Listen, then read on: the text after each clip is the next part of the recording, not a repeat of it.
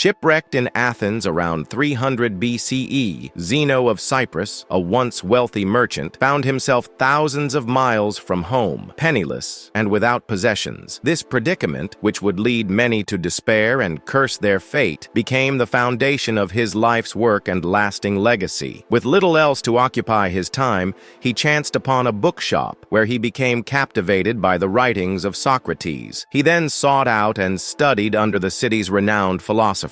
Eventually, Zeno began teaching his own students, thus giving rise to the philosophy we know as Stoicism. Its teachings, centered on virtue, tolerance, and self-control, have inspired thinkers and leaders for generations. Stoicism takes its name from the Stoa Poikilai, the decorated public colonnade that served as a gathering place for Zeno and his followers. While the colloquial use of Stoic often describes someone who remains calm under pressure and avoids emotional extremes, this only captures a portion of the original philosophy. The Stoics believed that a web of cause and effect governs everything around us, creating a rational structure of the universe they termed logos. We may lack control over the events we experience, but we retain control over our reactions to them. Instead of envisioning an ideal society, the Stoic endeavors to navigate the world as it exists, striving for self-improvement through four cardinal virtues. These are practical wisdom,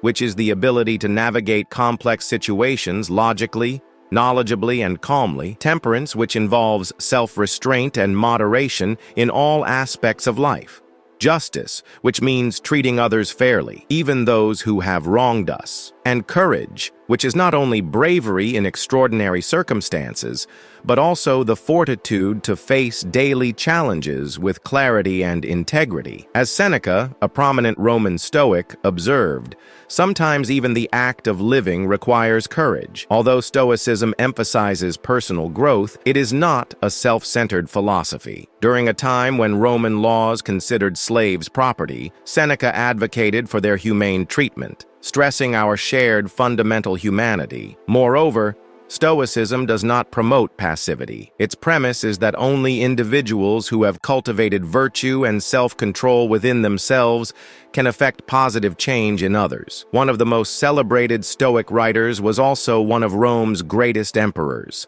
Throughout his 19-year reign, Stoicism provided Marcus Aurelius with the strength to lead the empire through two major wars, all while coping with the loss of numerous children. Centuries later, Marcus's journals offered guidance and solace to Nelson Mandela during his 27-year imprisonment as he fought for racial equality in South Africa. Following his release and ultimate triumph, Mandela emphasized peace and reconciliation, recognizing that while past injustices were immutable, his people could confront them in the present and strive to build a more just and equitable future. Stoicism flourished as an active philosophical school for several centuries in Greece and Rome. While it eventually faded as a formal institution, its influence persists to this day. Even theologians like Thomas Aquinas admired and incorporated its focus on virtue. Furthermore, parallels exist between Stoic ataraxia, or tranquility of mind, and the Buddhist concept of nirvana. The philosopher Epictetus, a particularly influential Stoic, argued that suffering arises not from life's events themselves, but from our judgments about them. This idea has resonated deeply with modern psychology and the self-help movement. Rational emotive behavioral therapy, for instance, centers on modifying the self-defeating attitudes individuals develop regarding their circumstances. Similarly, Viktor Frankl's logotherapy, born from his experiences as a concentration camp prisoner, is grounded in the Stoic principle that we can employ our willpower to infuse our lives with meaning, even in the most desolate situations.